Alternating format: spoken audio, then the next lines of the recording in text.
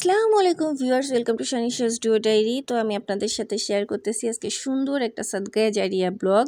সাদগায়ে জারিয়া হচ্ছে আপনি যদি কল্যাণমূলক কোনো কাজ আমার ধর্মের জন্য, আমার সমাজের জন্য, মানুষের উপকারের জন্য করেন, অসহায় মানুষের উপকারের জন্য করেন, সেটাকে বলা হয় সাদগায়ে জারিয়া।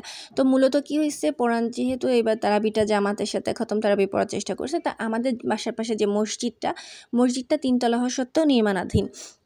তো এই মসজিদটাই এখনও এই মসজিদ প্রবেশের দোয়া, বের হওয়ার দোয়া, অজু শেষের দোয়া, এইগুলা টাইলস যেগুলো সেট আপ করে সেগুলো এখনও লাগানো হয়নি। তো পরনের হঠাৎ করে মনে হলো যে এগুলো আসলে লাগাই দিলে কেমন হয়। তো আমি বললাম যে ঠিক আছে, তোমার যদি ভালো লাগে তুমি করতে পারো। তো সে একদিন তারা বিশেষে সুন্দর করে প্রিন্ট থেকে এগুলো বের করে নিয়ে আসছে। আমি টেমপ্লেট দিয়ে ক্যানভা থেকে এগুলো সুন্দর করে রেডি করে দিচ্ছি। সে গুগল থেকে আমাকে দোয়াগুলো বের করে দিচ্ছে মাশাল্লাহ। আর আমি সুন্দর করে তাকে রেডি করে দিলে ক্যানভা থেকে সে সুন্দর করে প্রিন্ট আউট করে নামাজের পরে বের করে নিয়ে এসে তারাবি নামাজের শেষে সে সুন্দর করে এগুলো সেট আপ করছে। সেট আপ করার কারণ কি, মসজিদটা যেহেতু নির্মাণাধীন, বৃষ্টিতে পানিও ঢুকতে পারে, তারপরে বাচ্চারা যায় প্রচুর মসজিদে, বাচ্চাদের তো নিষেধ করা যায় না, কারণ ওরা একটা সুন্দর শিক্ষা দেয়, ওরাই মসজিদের সৌন্দর্য, এটা আল্লাহর ঘর, ওরা ছিঁড়ে ফেলতে পারে। সেই জন্য সে সুন্দর করে এত সুন্দর করে টেপ দিয়ে, ট্রান্সপারেন্ট যে টেপগুলো আছে এগুলো দিয়ে এত সুন্দর করে সেট আপ করছে জিনিসটা। আপনি দেখলে আপনার কাছে উপভোগ্য লাগবে। এত সুন্দর করে সেট আপ করছে যে জিনিসটাতে যাতে পানিও না ঢোকে, বাতাসও না ঢোকে এবং প্রিন্টটা নষ্টও না হয়ে যায় আল্লাহর রহমতে। আর এমনি আল্লাহর ঘরের হেফাজতকারী আল্লাহ পাকি। তারপরেও আমাদের একটা জিনিস যদি আমরা সুন্দর করে প্রস্তুত করে দিই, তখন নিজেদের ভিতরে একটা সন্তুষ্টি বলে একটা জিনিস থাকে। আচ্ছা যাই হোক, এটা কিন্তু ইলমের দিন প্রচারণা কিন্তু সাদগায়ে জারিয়ার অনেক বড় একটা অংশ। আমাদের রাসূলুল্লাহ সাল্লাল্লাহু আলাইহি সাল্লাম বলছেন যে তুমি যদি একটি আয়াতও জানো আমার পক্ষ থেকে সেটা পৌঁছে দাও। এটা সহিহ বুখারী শরীফের একটা হাদিস, আপনি চাইলে এটা জানতে পারেন। তো ইলমে দিন আপনি যদি আপনার মতো করে যেটুকু জানেন তো ততটুকু মানুষের মাঝে প্রচার করেন, সেটাও কিন্তু এক ধরনের ইবাদত গেল। আর দ্বিতীয় কথা হচ্ছে, আমাদের এই যে রমজান মাসে যখন আমাদের কোরআন নাজিল হয়েছে, আমাদের পবিত্র গ্রন্থ, পৃথিবীর সবথেকে মহাগ্রন্থ, সত্য গ্রন্থ, চিরস্থায়ী গ্রন্থ আলহামদুলিল্লাহ নাজিল হয়েছে নবীজি সাল্লাল্লাহু আলাইহি সাল্লামের কাছে, তখন জিবরাইল আলাইহিস সালামও কিন্তু প্রথম আয়াত বলছিলেন ইকরা বিসমি রব্বিকাল খালাক, মানে পড়ো তোমার প্রভুর নামে। তো যদি আপনি একটা আয়াত জানেন, আপনার মনে হয় যে হ্যাঁ আমি এতটুকু জানি, তো আপনি সেটা পড়ানোর জন্য চেষ্টা তো করতে পারেন ইনশাল্লাহ। আর এতটুকু করতে তো তেমন কোনো খরচও হয় না। এটা কিন্তু আপনাকে বছর সওয়াব দেয় বলতে গেলে, কারণ এক তো আল্লাহর ঘরে আপনি একটা ইলমে দিনে প্রচারণা করতেছেন।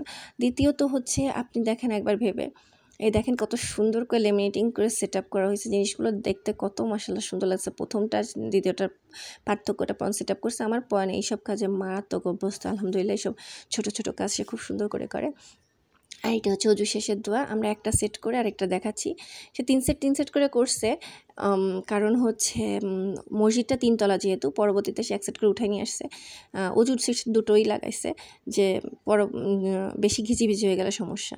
দেখেন জিনিসটা কত সুন্দর ট্রান্সপারেন্ট হচ্ছে, এবং এতে যাতে বাতাস না ঢোকে সেই জন্য দেখেন সে কত স্টেপ করছে। রোজা থেকে একটা মানুষ নামাজ কালাম পড়ে অফিস শেষ করে সে যদি এতটা করতে পারে, তো এটা অনেক বেশি সওয়াবের ব্যাপার।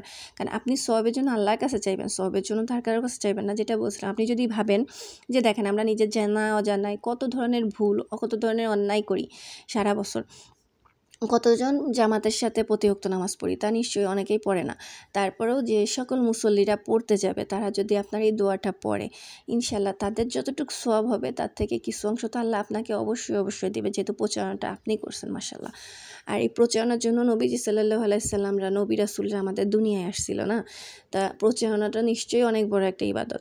এটার জন্য না আপনার হয়তো একটু সামান্য শ্রম বা সময় যাবে, তার থেকে স্যার আপনার এমন কোনো অর্থেরও খরচ নাই, কোনো পেরেশানিরও ব্যাপার নাই।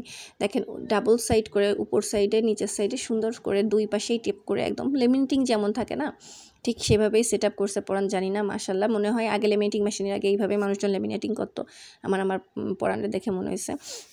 তো জিনিসটা সেট আপ হয়ে গেছে। এই জিনিসটা কিন্তু 27 রাত্রে, কদরের রাত্রে আমার পরাণ সুন্দর করে সেট করে মসজিদে সেট করে লাগাই দিছে। আপনাদের সাথে শেয়ার করবো। আর এই পুরোটা শেয়ার করা হচ্ছে একটা ইন্সপিরেশনালভাবে, এটা কোনো শো অফের বিষয় না। আমরা করছি আমাদের মন থেকে চাইছে, মানসিকতা ভালো হিসেব করে। আপনি চাইলে আপনার গ্রামে, আপনার শহরে, আপনার এলাকায়, আপনি যেখানে স্থানীয়, আপনার আশেপাশে আপনার যদি কোথাও মনে হয় যে হ্যাঁ আমি তো মসজিদটাই নাই, আমি এটা লাগাইতেই পারি, তো এখন গুগল আমাদের এত হাতের নিকটে, আমরা চাইলে পারি, যখন তখন বানাইতে ফেলতে পারি, ঠিক আছে। টেমপ্লেট বানাতে পারি না, অনেক এআই ইউজ করে করতে পারি।